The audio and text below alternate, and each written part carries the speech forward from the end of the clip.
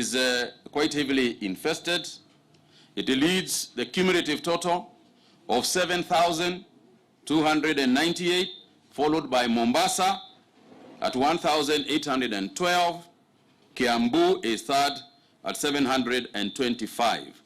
Tana River County now becomes the latest county to record a case, bringing now to 44 the total number of counties affected so far. Embu County, as I said, has remained fairly safe, and I hope that none of the people I've read are heading towards Embu.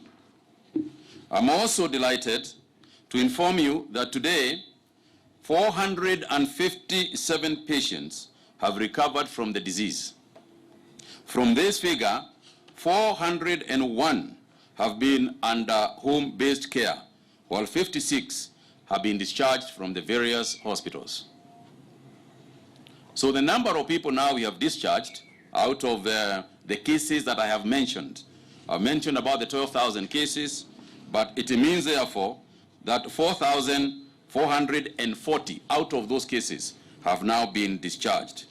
And I would like to thank the healthcare workers, because it is because of you that these people have been cured. However, on a sad note, we have also lost 3 patients due to the disease, and therefore to date, we have now lost 225 people to COVID-19. And I wish, on my own behalf, on behalf of the Ministry of Health, and indeed on behalf of all of us, we wish to pass our sincere condolences to the families and friends of those who have lost their loved ones.